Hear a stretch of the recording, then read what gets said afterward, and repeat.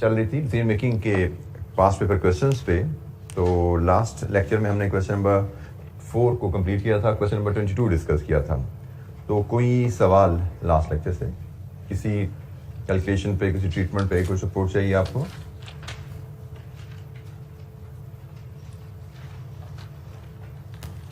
अच्छा जी, क्वेश्चन और देखते हैं, क्वेश्चन नंबर 23 सियाब लिमिटेड ऑटम 20 का क्वेश्चन 4 है जी। ये इसकी रिक्वायरमेंट सबसे पहले देखते हैं।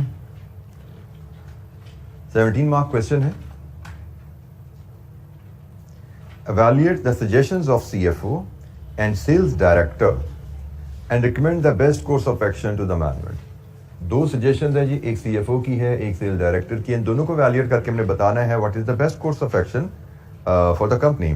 और मतलब गोज विदाउट सेइंग, दोनों कोर्सेज में हम यही देखेंगे हमारी प्रॉफिटेबिलिटी कहाँ पे ज़्यादा है। लेट्स सी क्या इश्यूज हैं, क्या ऑप्शंस हैं।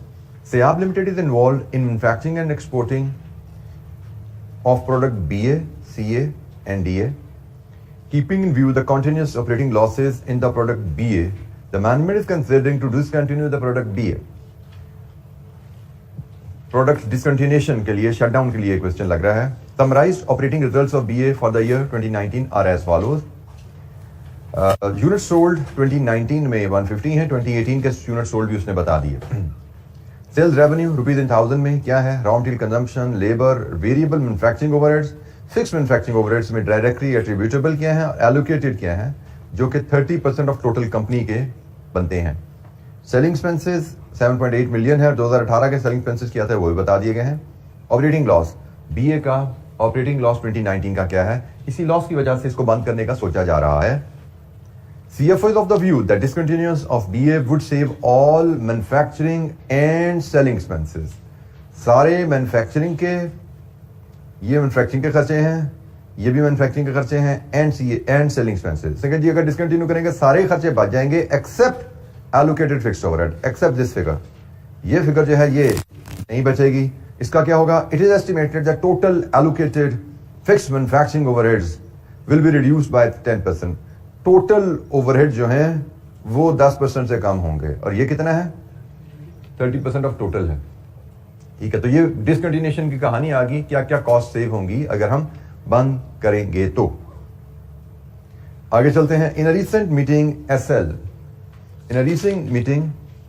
SL sales director does not agree with the suggestion to discontinue this product. She is of the view that BA is in high demand in the local market and management should consider to launch this product in the local market through an online marketplace, Jamal Express JE. She argues that this will not only minimize the selling expenses but also allow SL to reach maximum customer. Following information have been available in respect of launching an online store of BA at JE. JE पे launch करेगा BA को तो उससे related information। Existing production capacity of BA is 172,000 units. Existing demand of BA in online market is sufficient to boost the sales by 10% from the previous year. However, for achieving this target level of sales, digital marketing service provider would be hired at an annual cost of 8 lakh. BA would be sold at rupees 180 per unit. SL would have to pay an annual subscription fee of 110,000 on JE to operate as a seller. In addition, JE would charge 2% sales commission. JE also provides an additional facility of handling, delivery and sale return to its clients. This service can be availed by paying either an annual lump sum fee of 15 lakh or an additional commission of 5% of the selling price. If this service is availed, entire fixed selling expense will be saved. Fixed and variable selling expenses pertaining to BA would be reduced by 10% and 80% respectively. Additional support staff would be hired at a cost of 400,000 per month. This additional hiring cost can be reduced to 80% if existing staff is given responsibilities with overtime payment, which would increase variable selling expense by 10%. Evaluate the suggestion of CFO and sales director and recommend the best course of action। अच्छा, course of action हमारे पास दो हैं, एक discontinue कर दें और दूसरा इसको जमाल इंटरप्राइजेस पे ऑनलाइन जो मार्केट प्लेस है वहां पे लॉन्च करें, जैसे आपका draz.pk है, जस्ट लाइक दैट, आप वहां पे लॉन्च कर दें। तो ये दो ऑप्शन है। तो डिसकंटिन्यू का डिसीजन तो बड़ा क्लियर है, किस तरह हम डिसीजन लेते हैं जी, प्रोडक्ट को डिसकंटिन्यू करें, शट डाउन और continue. Contribution loss versus cost saving, और कॉस्ट सेविंग कौन सी, कौन सी, fixed cost, avoidable fixed cost. Contribution loss is your the income forgone, और उसके अगेंस्ट बचत क्या मिलती है, that is avoidable fixed cost. तो ये जनाब चीजें हैं जिनको कंपेयर करके आप क्लियर का डिसीजन लेते हो। और जब हम आते हैं कि कंटिन्यू करें या ना करें, तो उसके लिए हमें देखना पड़ेगा हमारी प्रॉफिटेबिलिटी की सिचुएशन क्या है। अगर हम अभी खड़े हैं यहाँ पे, तो हमें देखना पड़ेगा कि ये प्रपोजल इंप्लीमेंट कर देंगे तो हमारा पीएनएल कहाँ जाएगा, क्या हमारा पीएनएल इंप्रूव हो रहा है, प्रॉफिटेबिलिटी, हम लॉसेस से प्रॉफिट्स में जा रहे हैं, हमें ये देखना पड़ेगा। तो पहले हम डिसकंटिन्यू की बात कर लेते हैं कि अगर हम डिसकंटिन्यू कर दें तो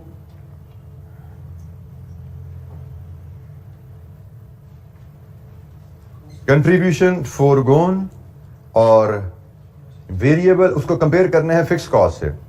जनाब कंट्रीब्यूशन फोरगोन, तो यहां पे सेल्स अवेलेबल है, रॉ मटेरियल, लेबर, ये सारी वेरिएबल हैं, ये भी वेरिएबल है, ये भी आपकी, ये खैर फिक्स एट्रीब्यूटेबल कॉस्ट है, इसको छोड़ दें तो यहां से आपका कंट्रीब्यूशन निकलता है। जब बताइए कितना कंट्रीब्यूशन है,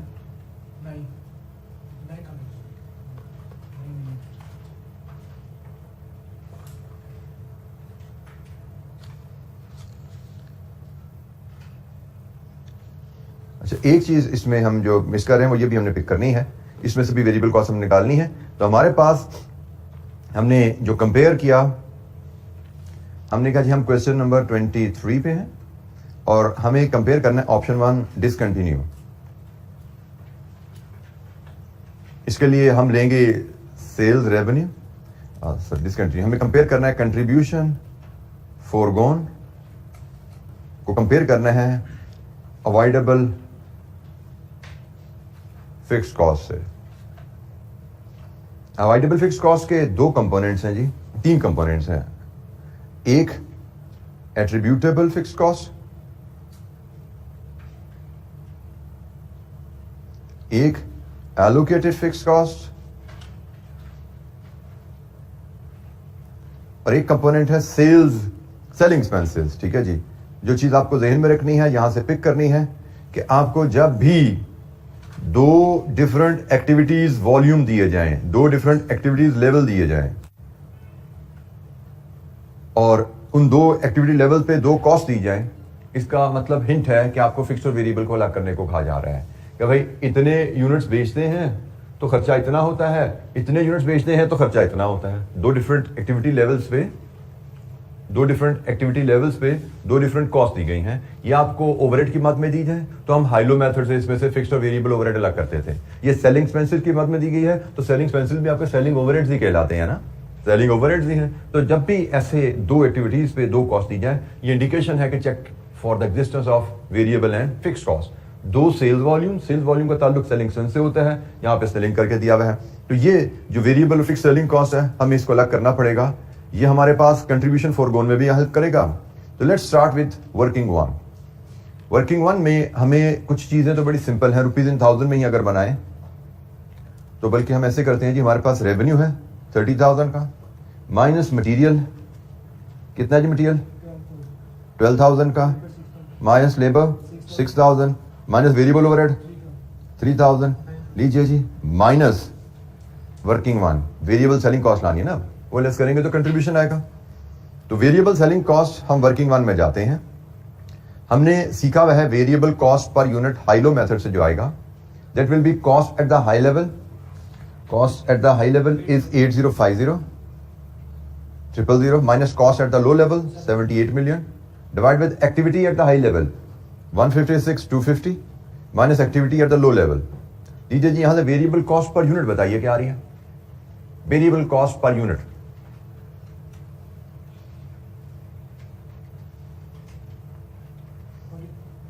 जी 40.32 रुपीज। वेरीफाई कीजिए, कैलकुलेशन ठीक है जी। This is variable cost per unit. Variable cost per unit मिल गई आपको, तो आप तो जो करंट लेवल अब 150 है, तो जनाब आप इससे आप करंट वेरिएबल कॉस्ट भी डिटरमिन कर सकते हैं। 150,000 यूनिट्स पे आपकी करंट वेरिएबल कॉस्ट कितनी है, 40.32 इंटू 150,000, ये रुपीज इन थाउजेंड में बोल दीजिएगा, सारा डाटा रुपीज इन थाउजेंड में लेके चल रहे हैं। 6048, ये जी आपके पास करंट वेरिएबल कॉस्ट आ गई। और करंट वेरिएबल कॉस्ट है तो अब करंट फिक्स कॉस्ट भी निकाल लीजिए, क्योंकि आपको वो भी तो चाहिए। करंट फिक्स कॉस्ट की भी कहीं का कहीं आपको जरूरत पड़ने वाली है। It will be 7800 minus 6048, 1752, this is current fix cost. तो इसको हम देखेंगे कभी हमें जरूरत पड़ी या पड़ी, फिलहाल तो हमें इसकी जरूरत है, हमें वेरिएबल कॉस्ट की जरूरत है कंट्रीब्यूशन फोरगोन डिटरमिन करने के लिए। एग्जैक्ट 40 है, तो फिर ये क्या है 6 मिलियन और ये है 1.8 मिलियन।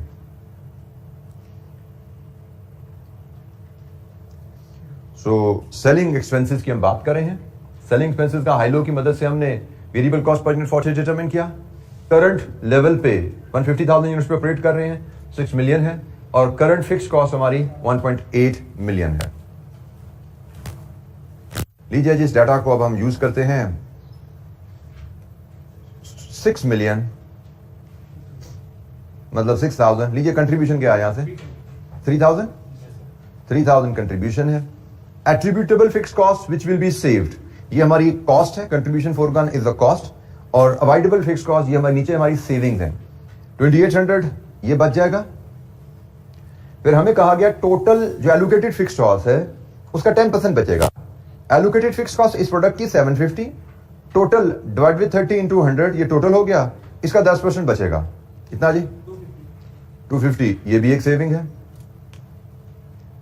और हमारी जो सेलिंग कॉस्ट है वो भी सारी की सारी बच जाएगी, क्योंकि सेल्स जो सीएफओ का उसका कहना क्या है, it would save all manufacturing and selling expenses, सारे के सारे सेलिंग एक्सपेंसेस बचने हैं except allocated fixed manufacturing overhead. तो हमने फिक्स्ड मैन्युफैक्चरिंग ओवरहेड की कहानी लगा रीड कर ली। फिक्स कॉस्ट एट्रीब्यूटेबल भी बचेगी और फिक्स कॉस्ट जो सेलिंग एक्सपेंसेस में है वो भी बचेगी, वो है 1.8 मिलियन, ये भी हमने वर्किंग वन से ली। तो जनाब आप देख लीजिए नेट आपकी यहां पे क्या आ रही है, नेट सेविंग है, नेट सेविंग है, टोटल कीजिए 1850। अगर आप अभी डिसकंटिन्यू कर देते हैं तो आपको 1850 की सेविंग है एक साल में। This is your saving in 1 year, net saving per annum, ऐसे ही है जी। करंटली एक साल में आप इतना कंट्रीब्यूशन कमा रहे हैं, प्रोडक्ट बंद करने में ये डिसकंट्रीब्यूशन विल बी फॉरगॉन, और प्रोडक्ट बंद करने में ये है उसकी avoidable fix cost which will be saved. तो ये कंट्रीब्यूशन गंवा के ये आप बचत लेते हैं, नेट में हमें सेविंग मिलेगी सालाना 1850 की। अगर हम प्रोडक्ट को डिसकंटिन्यू करें, प्रोडक्ट को डिसकंटिन्यू करें, हमें नेट में क्या सेविंग मिलने वाली है जी? एनी क्वेश्चन, कोई सवाल?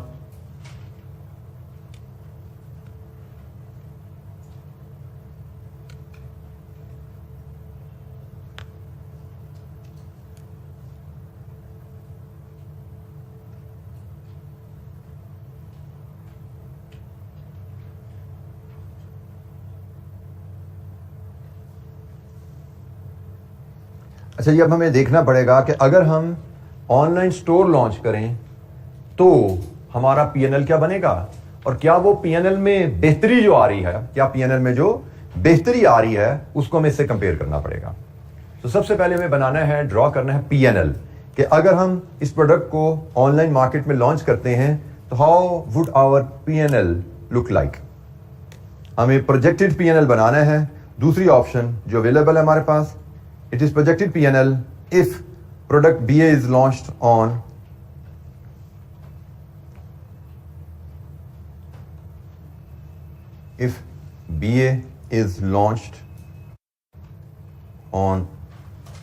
JE।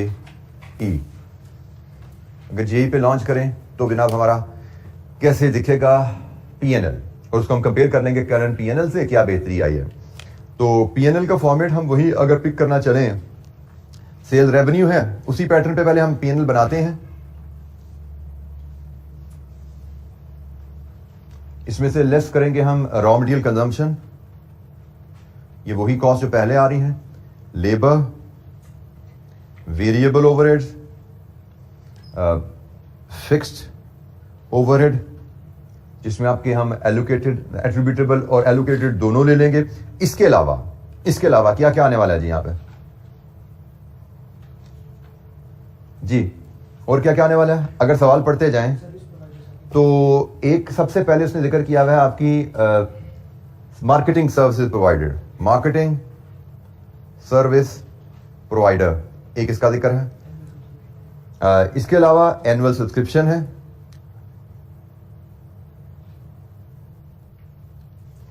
इसके अलावा जी हैंडलिंग या डिलीवरी चार्जेस हैं, उसको देखना पड़ेगा, डिलीवरी चार्जेस हैं। इसके अलावा सेल्स कमीशन है,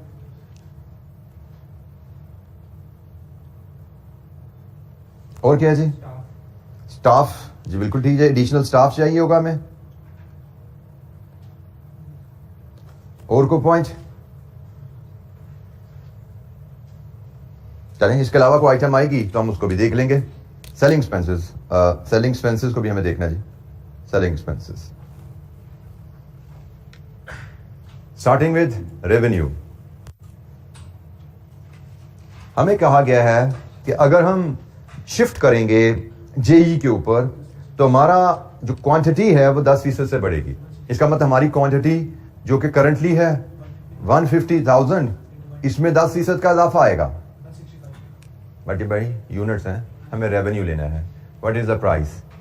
प्राइस उसने कहा 180 पे रखेंगे। आप लीजिए जी, 180 से मल्टीप्लाई करें, रुपीज इन थाउजेंड में बताइए रेवेन्यू क्या होगा आपका? 29,700। ये है जी आपका रेवेन्यू। रेवेन्यू की फिगर अगर ए है तो सेल्स कमीशन आपकी ए इंटू 2%, ये आप डायरेक्टली कैलकुलेट कर सकते हैं, ऐसा ही है ना। सेल्स कमीशन आपको बताई गई है नोट नंबर 4 में। और एनुअल सब्सक्रिप्शन भी हमें पता है 1,10,000, वो भी चार्ज कर देते हैं। मार्केटिंग प्रोवाइडर 8 लाख, ये भी चार्ज कर देते हैं। 2% कितना बनता है जी सेल्स का? जी 594, ये भी चार्ज कर देते हैं। जो फिगर रेडीली अवेलेबल है उनको तो हम चार्ज करें ना। अच्छा जी, कोई इशू किसी वैल्यू की डिटर्मिनेशन में कोई इशू? उसने कहा एग्जिस्टिंग सेल से 10% ज्यादा सेल होंगी आपकी पहले साल में ही, और प्राइस लेकिन 180 होगी, तो ये जो हमारा रेवेन्यू आएगा, मार्केटिंग प्रोवाइडर को, सर्विस प्रोवाइडर को 8 लाख देना पड़ेगा सालाना, 1,10,000 जेई की एनुअल सब्सक्रिप्शन है, 2% सेल्स कमीशन है। डिलीवरी चार्जेस क्या, उस पर मैं बात करनी पड़ेगी बाद में कि उसकी कहानी थोड़ी ज्यादा है जी। कोई सवाल? अच्छा, जिसके बाद है जी raw material, labour and variable overhead. These are all variable cost, these are all variable cost. और वेरिएबल कॉस्ट में दो तरीका से चेंज आता है, एक वॉल्यूम बदलेगा तो वेरिएबल कॉस्ट बदलती है, और दूसरा रेट इन्फ्लेशन का इफेक्ट अगर बताया जाए तो रेट का यहां पे तो कोई जिक्र नहीं है कि अगले साल हमारी कॉस्ट पर यूनिट बढ़ेगी, ऐसा कोई जिक्र नहीं है। जिक्र है तो सिर्फ वॉल्यूम का। तो जितना वॉल्यूम में इजाफा उतना ही कॉस्ट में इजाफा। तो रॉ मटेरियल कंजम्पशन पिछले साल थी आपकी 12,000, 10% इजाफा लगेगा इसमें, कितनी हो जाएगी? 13,200। लेबर कॉस्ट थी पिछले साल 6,000, इसमें भी 10% इजाफा लगेगा, ये भी वेरिएबल कॉस्ट होती है 6,600। वेरिएबल ओवरहेड थे पिछले साल आपके 3,000, इसमें भी 10% इजाफा लगेगा, ये हो जाएंगे 3,300। जी जनाब, एनी क्वेश्चन, कोई सवाल? अच्छा, जिसके बाद आ जाए फिक्स्ड ओवरहेड। फिक्स्ड ओवरहेड तो फिक्स्ड ओवरहेड ही आते हैं ना, उसमें तो कुछ चेंज नहीं आता, वॉल्यूम बढ़ने से कम होने से कोई बदलाव नहीं आता। तो जितने पिछली दफा थे 2800 प्लस 750 यही थे जी। बेटा प्रोडक्ट बंद नहीं कर रहे हम तो रिड्यूस क्यों होंगे? प्रोडक्ट हम बंद नहीं कर रहे तो रिड्यूस क्यों होंगे? वहीं पे मेंटेन रहेंगे, एटलीस्ट यही हम अज्यूम कर सकते हैं। कितना जी? नोट नंबर पॉइंट 6 में। ये बेटा सेलिंग एक्सपेंसेस की बात है, मैं प्रोडक्शन ओवरहेड पे फिर रहा हूं भाई। सेलिंग एक्सपेंसेस को हमने भी डील करना है, मैं प्रोडक्शन ओवरहेड्स की बात कर रहा हूं। प्रोडक्शन ओवरहेड्स में फिक्स्ड ओवरहेड में कोई चेंज नहीं है। कितना बना जी है? 3,550। अब यहां पे एक और चीज जो आपको नोट करनी है, हमें सबसे पहली चीज हमें फैसला करना है, हमें डिसीजन आएगा कैसे। हमारा डिसीजन का बेसिस है, हमें यहां पे प्रोजेक्टेड प्रॉफिट एंड लॉस बना रहे हैं हम। प्रोजेक्टेड प्रॉफिट ऑब्लिक लॉस निकालेंगे फॉर नेक्स्ट ईयर, और इसको हम कंपेयर करेंगे एग्जिस्टिंग लॉस के साथ जो कि ऑलरेडी है 2,350, और फिर हमें डिफरेंस लेके इस पे कमेंट करने हैं कि भाई क्या ऑप्शन बेहतर है, बंद करना या ऑनलाइन पे लॉन्च करना।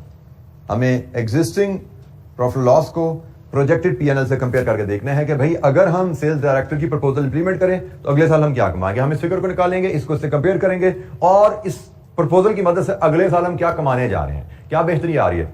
बंद करने में तो हमने निकाल लिया, बंद करेंगे तो अगले साल हमें ये बचत है, बंद करेंगे तो अगले साल हमें ये बचत है, और अगर हम चलाएं तो क्या हमारी बचत इससे ज्यादा होने वाली है। ये जो बेहतरी आने वाली है, डिफरेंस बेहतरी आएगा ना, आपका रिजल्ट इससे इंप्रूव होना वही बेहतरी है। तो कितनी इंप्रूवमेंट आती है वो यहां पे हम देखना जा रहे हैं।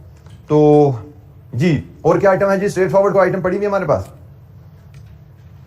डिलीवरी चार्जेस कंपैरिजन है, एडिशनल स्टाफ कंपैरिजन है, सेलिंग एक्सपेंसेस की कहानी शायद रिलेटिवली आसान है। सेलिंग एक्सपेंसेस की कहानी रिलेटिवली आसान है। नोट नंबर 6 जरा पढ़ लेते हैं। Fixed and variable selling expenses pertaining to BA would be reduced by 10% and 80%। Fixed expenses में 10% की कमी आएगी और वेरिएबल एक्सपेंसेस में 80% की कमी आएगी। ये लिखा हुआ जी हमें। तो जनाब बताइए आपके फिक्स सेलिंग एक्सपेंसेस हैं कितने इस वक्त? बल्कि एक मिनट, ये फिक्स सेलिंग एक्सपेंसेस बल्कि नोट नंबर 5 और 6 को मैं इकट्ठा ट्रीट करना पड़ेगा। 5 को हम पढ़ते हैं, 5 और 6 इकट्ठे ट्रीट होंगे। 5 JE also provides an additional facility of handling delivery and sale return to its clients. This service can be availed by paying either an annual lump sum fee of 15 lakh or an additional commission of 5% of the selling price. If this service is availed, entire fixed selling expenses will be saved. Entire fixed selling expenses will be saved. हमें यहाँ पे जरा इसको मिला के देखना पड़ेगा। अच्छा जी, हमें डिलीवरी चार्जेस के लिए एक छोटी सी वर्किंग बनानी पड़ेगी। हमारे पास उसने ऑप्शन दी है वर्किंग 2 में डिलीवरी चार्जेस की। हम चाहें तो डिलीवरी चार्जेस दे दें 15 लाख, ऑप्शन नंबर 1। चाहें तो डिलीवरी चार्जेस दे दें 5% ऑफ सेल्स। कितनी है सेल्स? 29,700 रुपीज इन थाउजेंड में फिगर रखते हैं ये। ऑप्शन नंबर 2 29,700 का 5% कितना जी? 1485। उसने कहा जी आप चाहें तो ये 15 लाख पे कर दें, चाहें तो 1485 पे कर दें। ठीक हो गया। और साथ उसने कहा कि अगर आप ये सर्विस लेते हैं तो आप जो अपनी फिक्स्ड कॉस्ट पे कर रहे हैं that whole fixed cost will be saved. तो करंट फिक्स्ड कॉस्ट कितनी है जी?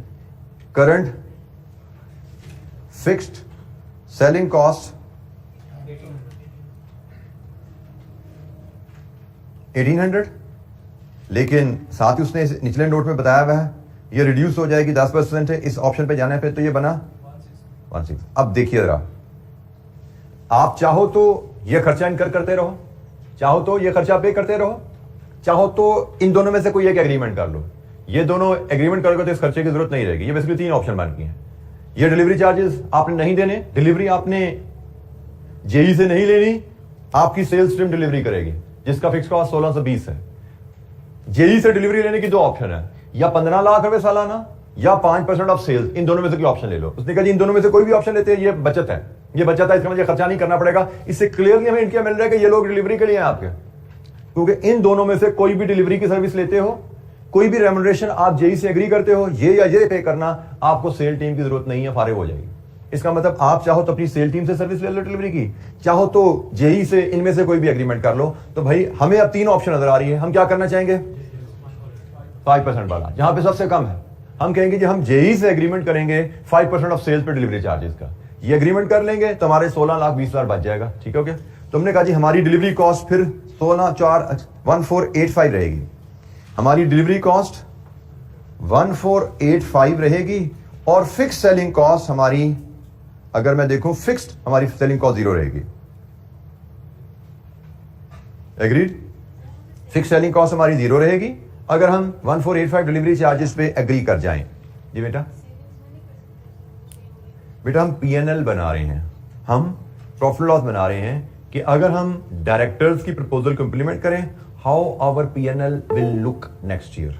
हम प्रॉफिट लॉस बना रहे हैं। ठीक है, हम कोई डिसीजन मेकिंग के लिए जैसे हमने पहला असूल कंटिन्यू का डिसीजन किया था, contribution loss versus avoidable fix cost, that was the decision making situation. हम उस तरह की वर्किंग नहीं बना रहे, ठीक है। यहां पे हम देख रहे हैं अगले साल हमारा पीएनएल कैसे दिखेगा, और हम अगले साल के पीएनएल को करंट पीएनएल से कंपेयर करके फैसला करेंगे यहां पे, ठीक है। अगले साल हमारा पीएनएल कैसे दिखेगा, तो अगले साल हमारे हिसाब से अगर हम चलें तो फिक्स सेलिंग कॉस्ट हमारी नहीं आएगी, उसकी जगह हम ये डिलीवरी चार्जेस पे कर रहे होंगे। अब यहां पे हम एक एक वैल्यू डिटरमिन करते जा रहे हैं, हर वैल्यू पे एक नंबर आधा नंबर हमें मिलता जा रहा है, जो मैंने आपको पहले कहा है। अगर लेकिन ये तभी पॉसिबल है जब आप ये असूल पे फैसला कर सको आपको चलना कैसे है। पहले आपको सबसे पहले ये फैसला करना पड़ेगा कि मुझे अगले साल का प्रोजेक्टेड पीएनएल डिटरमिन करना है। जब ये चीज आपके जहन में आएगी तो ही आप एक एक नंबर स्कोर करना शुरू कर रहे हैं। जब आपने यही नहीं सोचा मुझे करना क्या है, और आप वो कॉस्ट और सेविंग वर्सेस सेविंग के चक्कर में फंस गए, यहां पे भी कॉस्ट वर्सेस सेविंग के चक्कर में फंस गए, तो फिर आप शायद ही कोई नंबर स्कोर कर पाओगे इस पार्ट में। तो इसलिए आपको कहा जाता है क्वेश्चन को पढ़ के सोचने पे टाइम लगाना है। डिफरेंट सिनेरियोज में एक तो है ना ट्रेडिशनल मेक और buy, limiting factor with make और बाय, बड़े स्ट्रेट फॉरवर्ड सिनेरियो आइडेंटिफाई किया, स्टेप्स अप्लाई किया, नंबर आते गए। लेकिन फिर आपको समझाया गया है बात का चीजें थोड़ी हटती हैं। जब चीजें हटेंगी तो सबसे अहम चीज है भाई अब क्या असूल लगाएं। अब डिफरेंट असूल आप देखते जा रहे हो। हमने देखा एक बार चीजें हटी थी तो हमने इंक्रीमेंटल कैश फ्लो की अप्रोच लगाई थी वहां पे। अगेन इंक्रीमेंटल कैश फ्लो की अप्रोच लगी, ये भी एक जनरल असूल है, but that was decision making का प्रिंसिपल कि क्या करें, ए करें बी करें। यहां पे दो ऑप्शंस हमको वैल्यूएट करने को कहा जा रहा है। अब यहां पे ये ध्यान में रखिएगा, यहां पे दो ऑप्शन है जिनको वैल्यूएट करने का जा रहा है, continuous shutdown and then launch on जेमार एंटरप्राइजेज। तो दोनों को हम अलग-अलग प्रिंसिपल के तहत वैल्यूएट कर रहे हैं। अब जी एडिशनल स्टाफ की कहानी, वेरिएबल को भी डील कर रहे हैं जी। वेरिएबल उसने कहा जी आपकी रिड्यूस हो जाएंगी बाय 80%। तो वेरिएबल एक्सपेंसेस आपके किधर हैं, करंट वर्किंग में डाले थे हमने, वर्किंग वन हमने बनाई थी जिसमें हमने वेरिएबल एक्सपेंसेस निकाले थे, ये वाले जी। They will reduce by 80%। अच्छा यहां पे अब एक तो जो आपने ध्यान में रखनी है, वेरिएबल का नोट किया है, fixed and variable selling expenses pertaining to A would reduce by 80%। तो हमारे जनाब वेरिएबल एक्सपेंसेस जो अगले साल आएंगे, करंट एक्सपेंसेस 6 मिलियन इतने ही है जी, रिड्यूस बाय 80% का मतलब ये 20% रह जाएंगे। अब यहां पे जो तवज्जो की बात है, ये वेरिएबल एक्सपेंसेस की जो बात हो रही है 80% रिड्यूस होने से, ये वेरिएबल कॉस्ट पर यूनिट की बात हो रही है, ये वेरिएबल कॉस्ट पर यूनिट की बात हो रही है। वेरिएबल कॉस्ट पर यूनिट हमारा 80% से कम हुआ, बट वॉल्यूम में तो 10% इजाफा आया है, तो ये वॉल्यूम का इजाफा 10% का आपको डालना पड़ेगा यहां पे। तो जनाब आपके सेलिंग एक्सपेंसेस कहां जाएंगे, 1320। 80% से रिड्यूस होने की जब बात की जाएगी वेरिएबल एक्सपेंसेस की जब बात की जाएगी, तो इट विल ऑलवेज बी मेंट पर unit. Variable expenses per unit की बात की जाएगी हमेशा। हाँ, फिक्स कॉस्ट की रिडक्शन की बात की जाएगी तो फिक्स कॉस्ट तो टोटल ही होती है भाई, उसमें तो टोटल में रिडक्शन आएगी। लेकिन वेरिएबल कॉस्ट में दो कंपोनेंट्स होते हैं कैलकुलेशन में, एक कॉस्ट पर यूनिट और एक यूनिट्स। तो जब हमसे वेरिएबल कॉस्ट की रिडक्शन की बात की जाएगी, इट इज अंडरस्टूड कि वेरिएबल कॉस्ट पर यूनिट की रिडक्शन की बात हो रही है, क्योंकि वेरिएबल कॉस्ट का ताल्लुक कॉस्ट से भी है, वॉल्यूम से है। वॉल्यूम उसने ज्यादा हमें बताया हुआ है कि वॉल्यूम हमारा 10% बढ़ना है, हाँ कॉस्ट 80% कम हो जाएगी। तो कॉस्ट को 80% कम किया और 10% वॉल्यूम का इजाफा इसमें डाल दिया, तो भाई हमारी कॉस्ट अगले साल इस तरीके से चलेंगे तो 13,20,000 आएगी। एक फाइनल आइटम हमारी रह गई है, वर्किंग नंबर 3, एडिशनल स्टाफ की। एडिशनल स्टाफ में वो क्या कहता है कि आपको जो एडिशनल स्टाफ चाहिए उनकी सैलरी क्या है, एडिशनल स्टाफ की सैलरी क्या है, कितनी है जी, 2 लाख पर मंथ के हिसाब से 12 महीने 24 लाख। उसने कहा एडिशनल स्टाफ आपको चाहिए, नोट नंबर 7 में, can be hired at a cost of 200,000 पर मंथ। ऑप्शन नंबर 2, उसने कहा this staff cost can be reduced to 80%। Option number 2, additional staff salary overtime की मदद से 80% पे आ सकती है। तो जनाब 80% बताओ इसकी क्या आती है, 1920। लेकिन बात खत्म नहीं हुई, उसने कहा जी overtime this would increase variable selling expenses by 10%। अगर ये काम करोगे, ओवरटाइम करवाओगे, तो फिर वेरिएबल सेलिंग एक्सपेंसेस में भी 10% इजाफा आएगा। Option number 1, additional staff hire करो, 2 लाख पर मंथ के हिसाब से पे करता हूं। ऑप्शन नंबर 2, इस कॉस्ट को 80% पे ला सकते हो अगर ओवरटाइम करवा लो अपने बंदों से। लेकिन ओवरटाइम करवाने की सूरत में एक और खर्चा आएगा, क्या है, variable cost, 10% of variable selling cost और वेरिएबल सेलिंग कॉस्ट अभी आपने कैलकुलेट की थी 1320, ये 1320 था जनाब। तो इसका 10% आप ऐड कर लीजिए, 1320 का 10% 132 लीजिए जी, सम कीजिए, इनका क्या बनता है 2052। तो जनाब अब दो ऑप्शन है, एक 2 लाख पर मंथ पे लेबर हायर कर लो, दूसरा इतना ओवर टाइम दे दो और सेलिंग एक्सपेंसेस में ऐड कर लो। तो कौन सी ऑप्शन बेहतर है जहां पे खर्चा कम है? ओवर टाइम दे दो और साथ सेलिंग में इतना इजाफा आ जाए। टोटल 2052 है, 2400 से वो भी बहरहाल कम है, तो 2052 ये आपके सेलिंग एडिशनल स्टाफ की सैलरी जो यहां से बनती है रेलेवेंट, इट इज 2052। लीजिए जी, अब यहां से आप रेवेन्यू माइनस कॉस्ट करके बताइए, revenue minus all these cost, 3311 loss, ये भी लॉस है। इसका मतलब लॉस में तो इजाफा हो रहा है, इंक्रीज इन लॉस, लॉस में इजाफा है कितना जी 961, this is increase in loss. कि अगर आप करंट सिचुएशन में 2350 का लॉस है और अगर आप चले जाते हो डायरेक्टर की प्रपोजल के ऊपर तो आपका लॉस बढ़ जाएगा, आपकी सिचुएशन पहले से भी खराब हो जाएगी। तो हम यहां पे कह रहे हैं कि अगर सेल डायरेक्टर की प्रपोजल पे जाए तो हमारे लॉस में इजाफा आएगा, लेकिन अगर हम डिसकंटिन्यू करें तो हमें सालाना बचत है, यहां पे हमें सालाना बचत है, इधर सालाना बचत है डिसकंटिन्यू करने में, और कंटिन्यू करने में लॉस में इजाफा आ रहा है, this is increase in loss. तो naturally our decision is clear, we should shut down. हमारा डिसीजन क्लियर है, हमें शट डाउन करना चाहिए।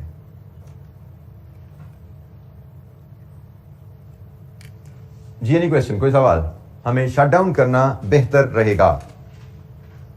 अब आपके एग्जामिनर की प्रेजेंटेशन थोड़ी सी डिफरेंट है, मैं वो भी आपसे शेयर कर लेता हूं। मैं फिर आपको बार बार कहता हूं कि वो प्रेजेंटेशन आप देखते हो तो आप अपनी सोच का अंदाज आपका अप्लाई नहीं हो पाता, और बात का ये प्रेजेंटेशन बड़ी इनएफिशिएंट होती हैं। अब ये देख सकते हैं, उसने पूरा पीएनएल जो आपको किताबें दिया उन्होंने सारा छापा है, फिर उसने रिवाइज पीएनएल साथ बनाया है, फिर हर वैल्यू का डिफरेंस निकाल के 961 निकाला है।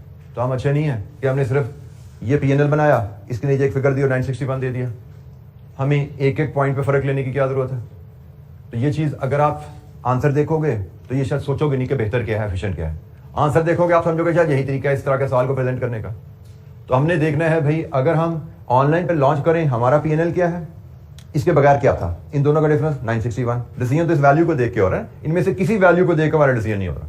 ये इनमें से किसी वैल्यू का हमारा कोई इस्तेमाल नहीं है। हमारे इस्तेमाल की वैल्यू सिर्फ ये है कि भाई अभी हम कहां खड़े हैं, प्रपोजल इंप्लीमेंट कर देंगे, कहां जाएंगे, और नेट इफेक्ट क्या है। तो नेट इफेक्ट तो लॉस में इजाफा है, लॉस मजीद बढ़ रहा है, तो यकीनन हमें वहां पे नहीं जाना।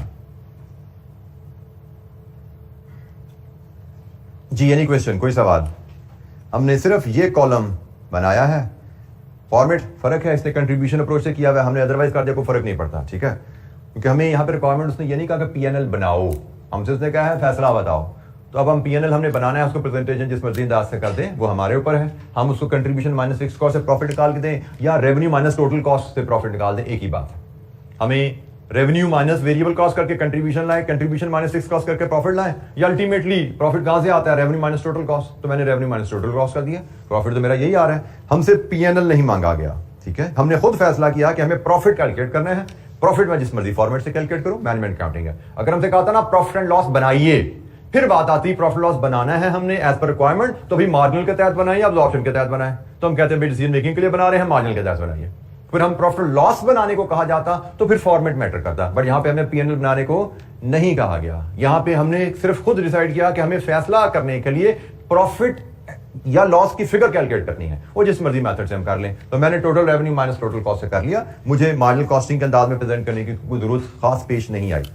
कर भी देता तो कोई हर्ज नहीं आई था, मैं इसको इस अंदाज में भी पीएनएल प्रेजेंट कर सकता था, कोई हर्ज नहीं था। मुझे तो ये फिगर चाहिए थी, मैंने किसी और फॉर्मेट से निकाल दी, फिगर ऊपर नीचे कर दी।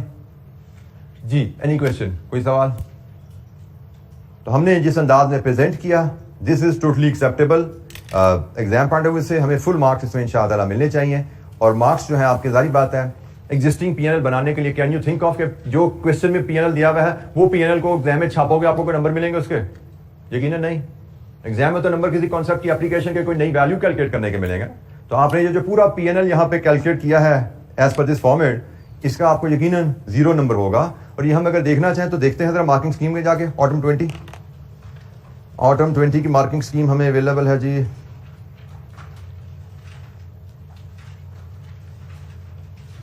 Page number 602, question number 4603। Marking scheme देखिए जी, पेज 603 की टॉप पे आ रही है। Option number 1, contribution forgone 2 number, directly attributable fix cost half number, reduction in fix cost 1 number, fix selling expenses 3 number. ये हमने जो सोल्यूशन किया पहली ऑप्शन को वैलिडेट करने के लिए, ठीक है जी। तो 2, 5, 6, 6.5 नंबर हैं यहां तक। ये सारी फिगर्स हमने यहां कैलकुलेट की हुई हैं। 6.5 मार्क्स हमारे इस पार्ट पे हमें मिल रहे हैं। 6.5 मार्क्स हमारे इस पार्ट पे हैं यहां पे डिफरेंट वर्किंग में। आगे चलते हैं। सेल्स 0.5, तो यकीनन सेल्स इनकी बात हो रही है।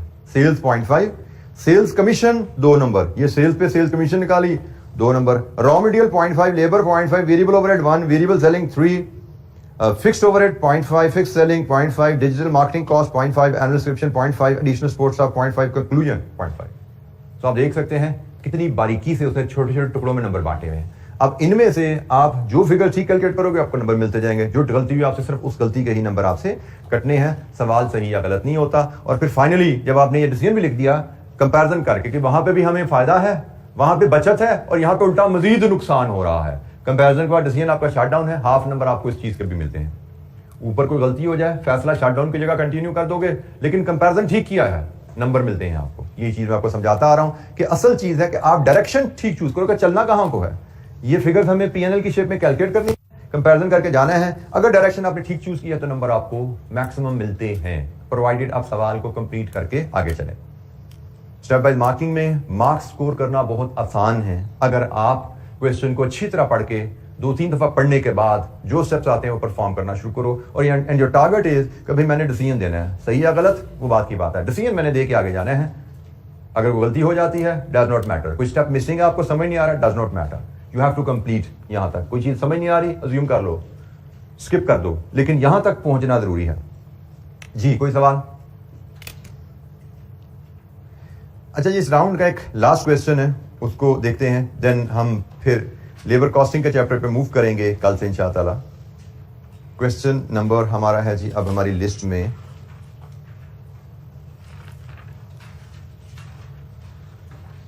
24। Fine limited, compute the selling price per unit of FGH for the next year. अगले साल हमारी सेलिंग प्राइस क्या होनी चाहिए? डेटा रीड करते हैं जी। अगले साल प्राइस क्या होनी चाहिए? Fine limited is involve in manufacturing and distribution of various consumer products. Following information pertain to one of its product FGH for the year ended 31 December 2020। जो साल खत्म हुआ पिछले साल का डाटा है। रुपीज इन 1000 में सेल्स 5 लाख यूनिट्स, मटीरियल 30 रुपए पर केजी के हिसाब से, स्किल्ड लेबर 125 रुपए पर आवर के हिसाब से, semi skilled 100 rupees per hour के हिसाब से, प्रोडक्शन ओवरहेड्स 50% वेरिएबल है। ये जनाब ग्रॉस प्रॉफिट आया आपका। ग्रॉस प्रॉफिट की फिगर का मतलब companies following absorption costing. The management of FL has decided to take following measures with respect to production of GH for the next year. अगले साल क्या क्या काम करने का इरादा है? Increase in production volume by 10% to take advantage of increase in demand. Currently plant for FGH is operating at 80% of its capacity. Production volume में 10% इजाफा करना है. Purchase 60% of the material from FL's associated company that has offered a bulk discount of 5%. Additional wastage from this material is expected to be 1%. जी associated company से 60% material हम खरीदेंगे अपनी associated company से। एसोसिएटेड कंपनी क्या होता है? What is an associated company? ऐसी कंपनी जिसमें आपकी कंपनी की शेयर होल्डिंग है। ठीक है जी, बिल्कुल ठीक है। 20 से 50%, ये अकाउंटिंग की डेफिनेशन है जी। आप लोग बोल रहे हो आपको अकाउंटिंग मुझसे ज्यादा आती है, ये डेफिनेशन होगी जी एसोसिएटेड कंपनी की। सो बल्क डिस्काउंट है जी 5%, लेकिन वेस्टेज इसमें आएगी 1%। और लेकिन ये मटेरियल की खरीदा कितना है? 60%। इसका मतलब 40% मटेरियल वहीं से आता रहेगा जहां से आप पहले ले रहे हो। जहां से आप पहले मटेरियल ले रहे हो 40% वहीं से ही आएगा।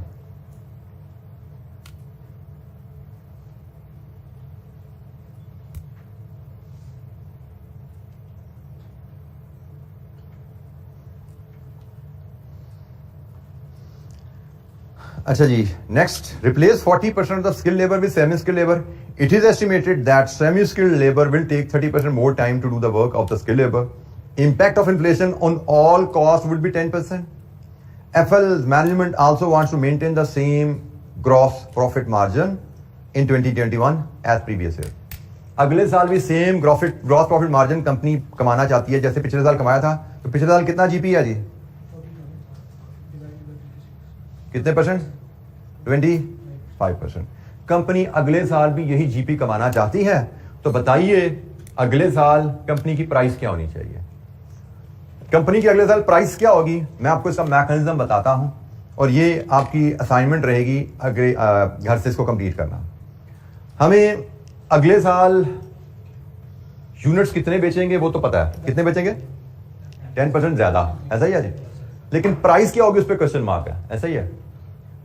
यूनिट्स इनटू प्राइस करो तो रेवेन्यू आता है, ठीक है जी। और रेवेन्यू डिवाइड विद यूनिट्स करो तो प्राइस आती है, और प्राइस ही तो हमें डिटरमिन करने को कहा गया। तो बेसिकली हमारी जो अप्रोच रहेगी revenue, target revenue divided with units, price वहां से निकालेंगे। रेवेन्यू डिवाइड विद यूनिट्स, वहां से प्राइस निकलनी है। और रेवेन्यू कहां से आएगा वो इस रिलेशनशिप से पता लग रहा है। अगर ग्रॉस प्रॉफिट 25% है, इसका मतलब कॉस्ट ऑफ सेल्स कितनी है? यहां से जवाब निकलना है आपको अगले साल अगर आप 10% यूनिट ज्यादा बेचो और इन चेंजेस के साथ आपकी कॉस्ट ऑफ सेल्स क्या होगी ये निकालनी है आपको। अगले साल 10% ज्यादा वॉल्यूम बेचने से आपकी कॉस्ट ऑफ सेल्स क्या होगी? ठीक है जी। आपकी कॉस्ट ऑफ सेल्स में मटेरियल है, वो उसने कह दिया जी आप कुछ खरीदोगे अपनी कंपनी से, 60% खरीदोगे अपनी कंपनी से, 40% खरीदोगे जैसे पहले खरीद रहे हो, तो यहां से मटेरियल कॉस्ट निकलेगी।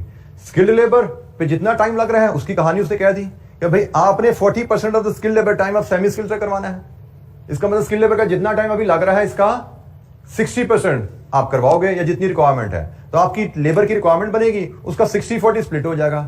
सेमी स्किल्ड लेबर का अपना काम पहले जो चल रहा है वो तो चलना ही चलना है, और ओवरहेड्स में भी जो वेरिएबल है उसमें इजाफा आएगा। और ये ख्याल रखना है इन्फ्लेशन का इंपैक्ट वेरिएबल पे भी आता है और फिक्स पे भी आता है। वेरिएबल कॉस्ट को 2 इंपैक्ट आते हैं, एक वॉल्यूम का, एक इन्फ्लेशन का।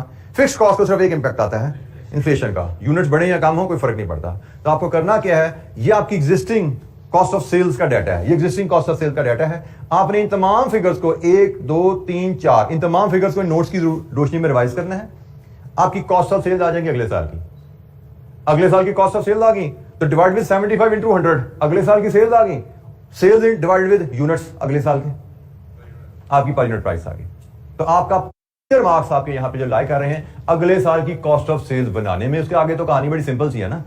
इसकी भी मार्किंग स्कीम एक साथ देख लेते हैं जी। इसकी मार्किंग स्कीम क्या है? स्प्रिंग 21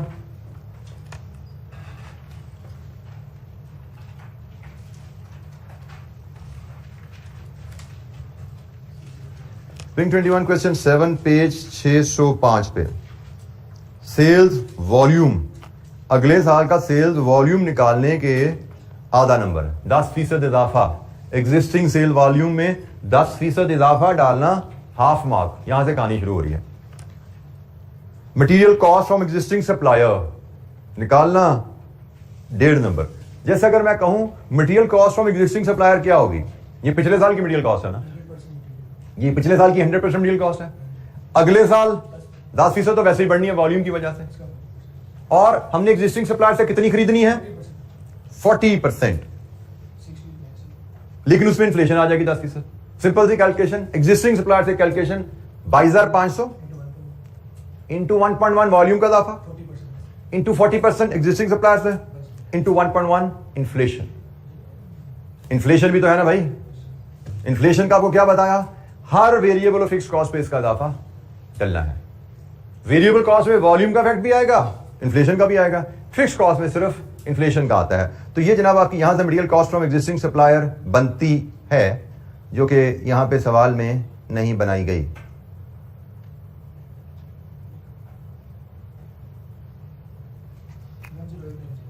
आपके आंसर में ये इन्फ्लेशन इफेक्ट लगा दिया हुआ।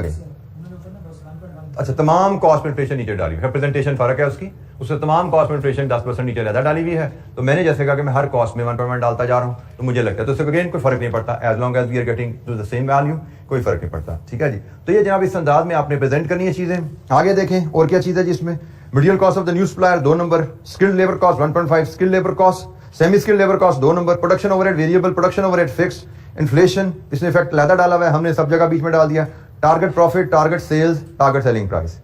ये प्रेजेंटेशन है। टारगेट प्रॉफिट मुझे लगता है अलग से दिखाने की जरूरत नहीं है, आप सिंपली कॉस्ट ऑफ सेल्स लाओगे, डिवाइड विद 70 इंटू 100 करोगे, टारगेट रेवेन्यू आ जाएगा, target revenue divide with units करोगे, टारगेट प्राइस आ जाएगी। ठीक है जी, क्या प्राइस हम बेचें तो हमारा प्रॉफिट मार्जिन मेंटेन होता है। तो ये जनाब आपका सवाल है, ये आपकी होम असाइनमेंट है, इसको कंप्लीट कर लीजिएगा। इसका मैंने पैटर्न आपको बता दिया कैसे आपने इसको लेकर चलना है।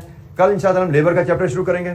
लेबर के चैप्टर के 2 हिस्से हैं, एक बड़ी बेसिक सी वर्किंग है, मुझे लगता है शायद रीसेंट एग्जाम में क्वेश्चन में बेसिक वर्किंग पे शायद आया हुआ है, लेकिन ज्यादा जो सिग्निफिकेंस उसकी होती है एक लर्निंग का कॉन्सेप्ट है, जो कि यूजुअली डिसीजन मेकिंग के क्वेश्चन में 3, 4, 5 नंबर की एक वर्किंग आती होती है, डिसीजन मेकिंग के क्वेश्चन में अटैच होकर आती होती है वर्किंग।